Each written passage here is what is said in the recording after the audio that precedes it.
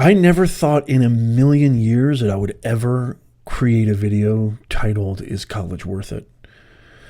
But the time has come.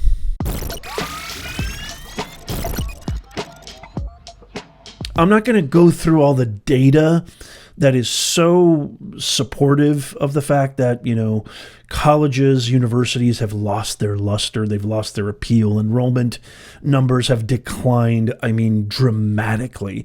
I'm not going to go into all that. I'm just going to really tell you my own personal, professional, firsthand POV experience, and do what you will. And leave me a comment down below if you have any questions. I'll do my best to answer all of them in a tidy fashion.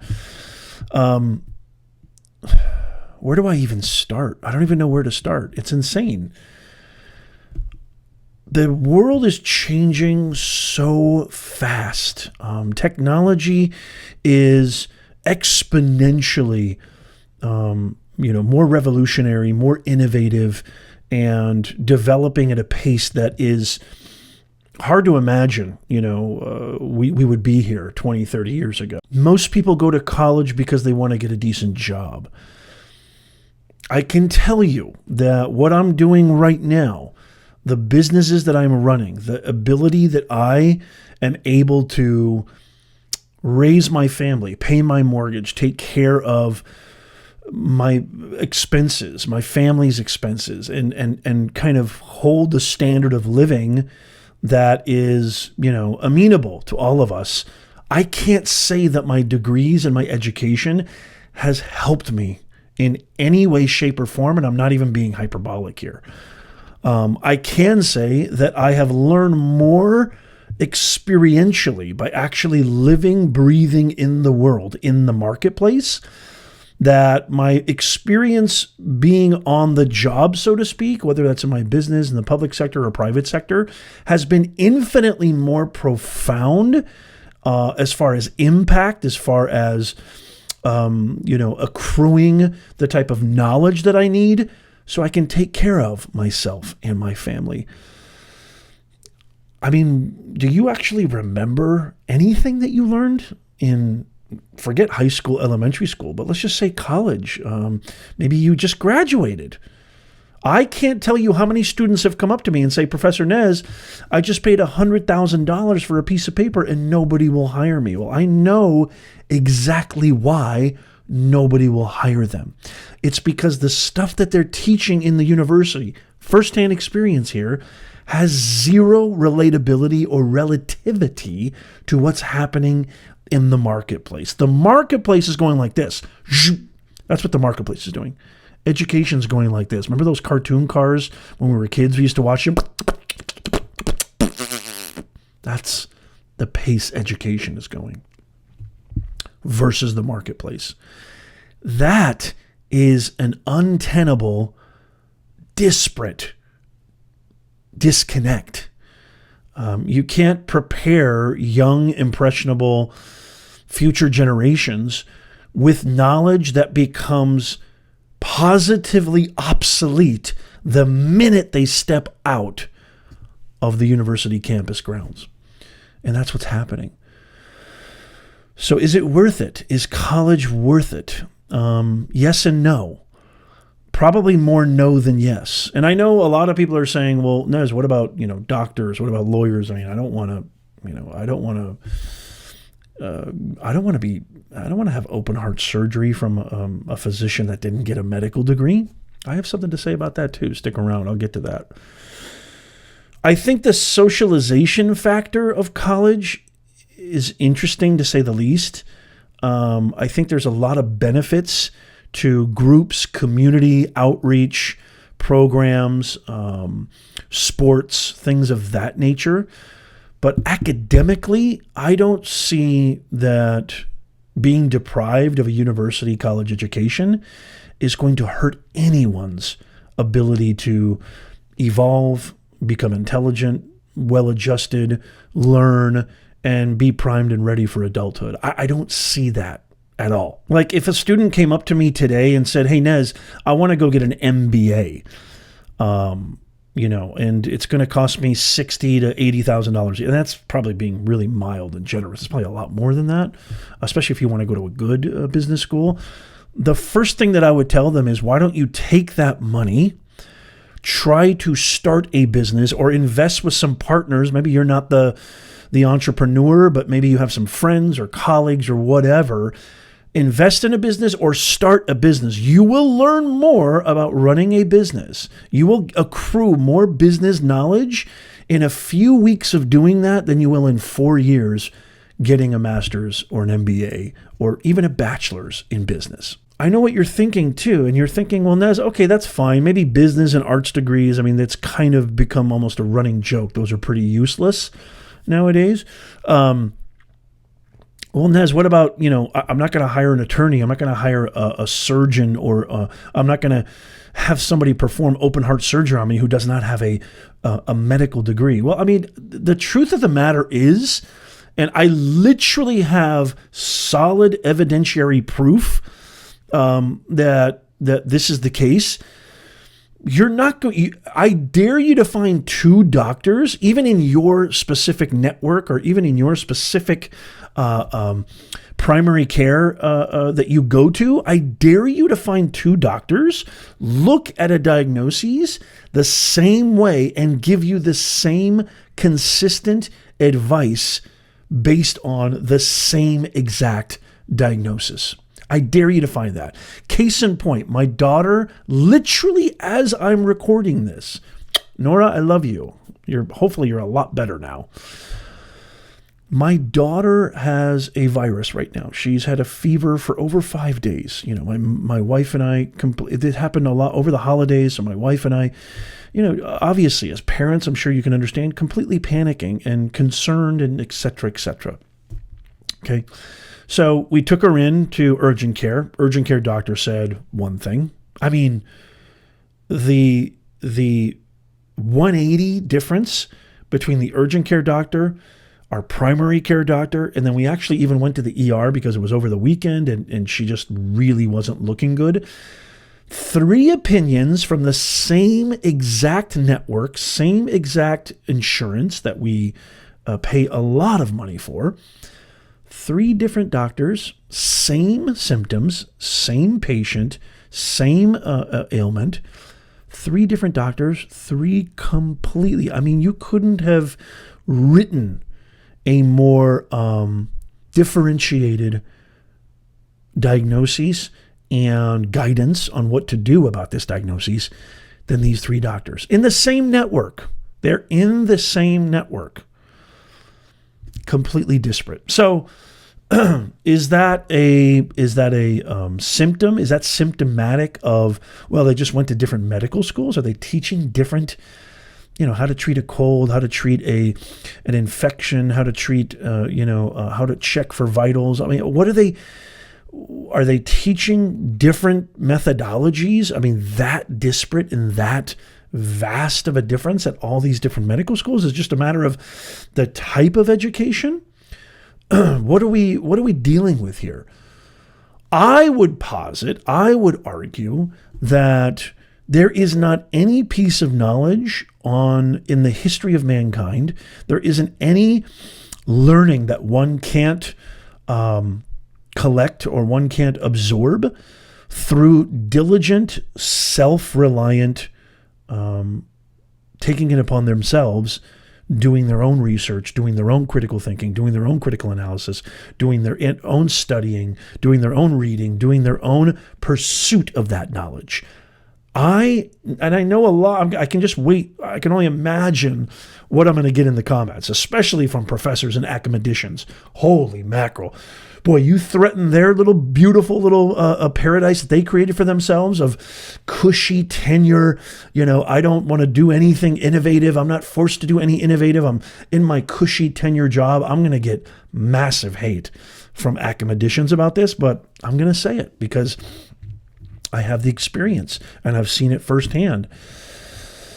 I think there is not one molecule of learning, not one field, not one specific niche, not one specific department, division, aspect of learning, aspect of knowledge that you cannot absorb, you cannot accrue through your own volition by doing your own research and doing your own pursuit of that outside of the university or college.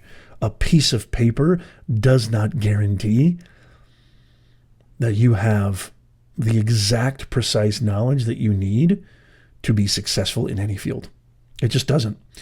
It's just a piece of paper. The bottom line is that there is no institution, no matter how high we hold that institution in our mind's eye and our imagination and through history, there is no institution that is flawless, that is perfect, whenever there are humans involved.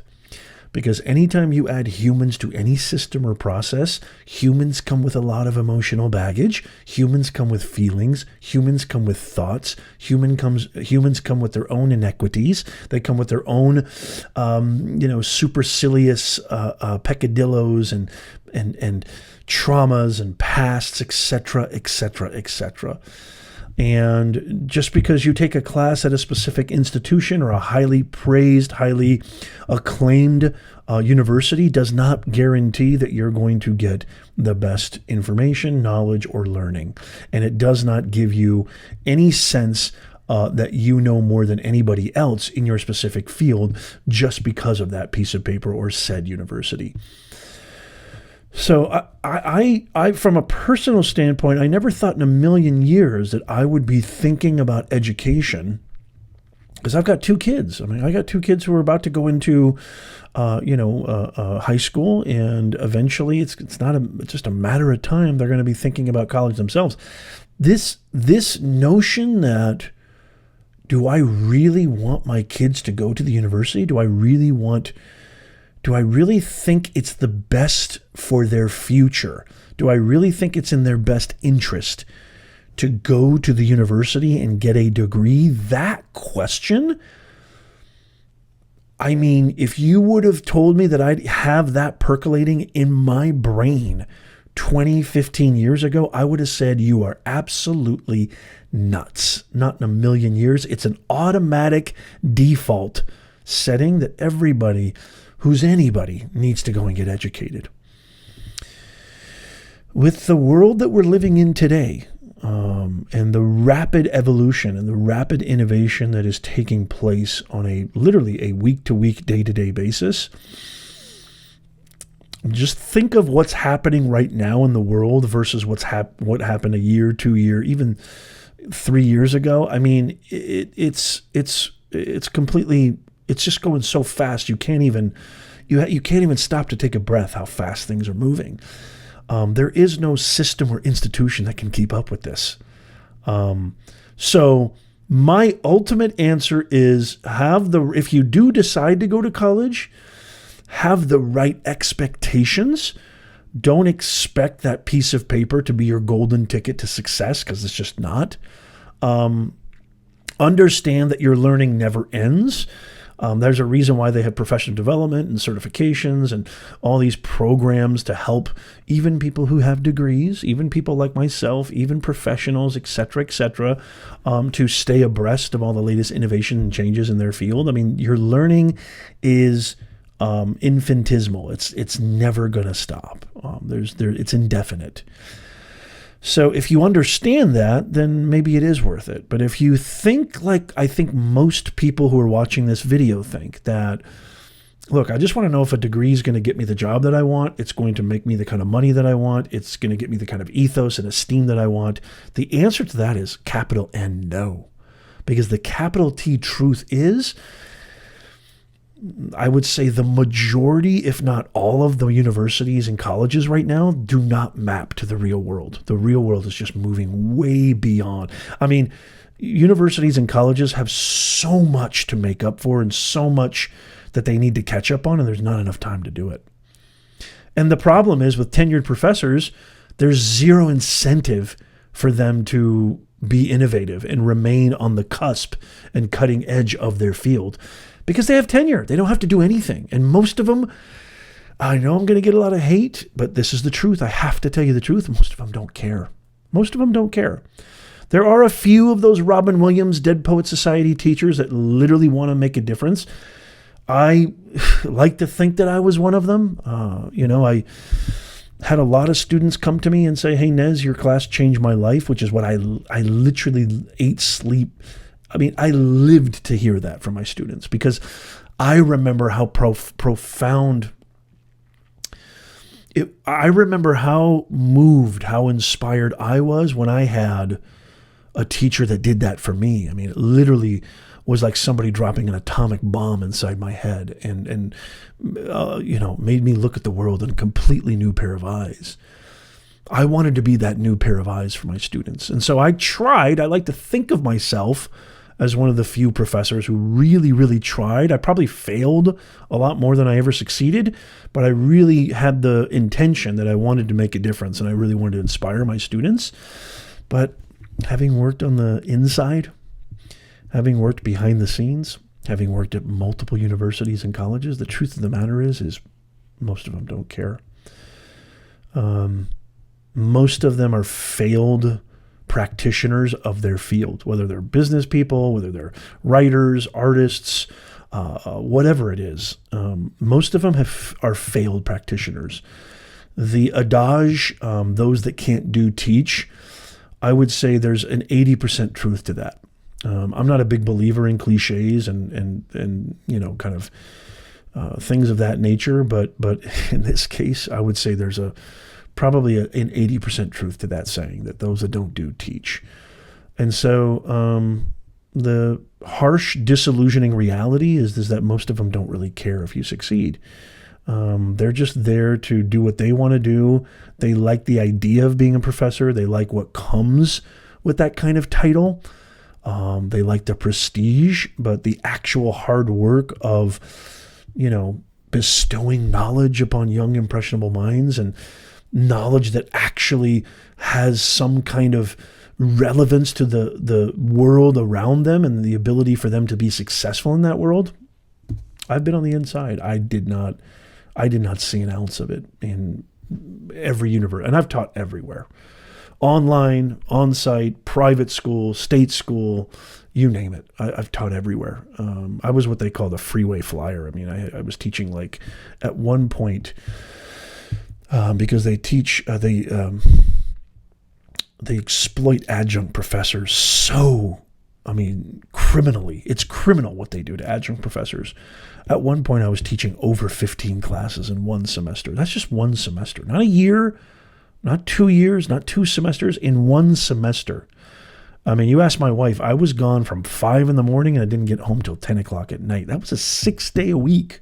I had schedules like that because they pay adjunct professors so poorly. And so I've taught everywhere. That's what we mean by freeway flyer. I was driving here, driving there. I truly believe this, and I would really, really love to hear your thoughts, especially if you're an educator, but a parent or a young person or anybody who's thinking about college. I genuinely want to hear from you. So leave me a comment.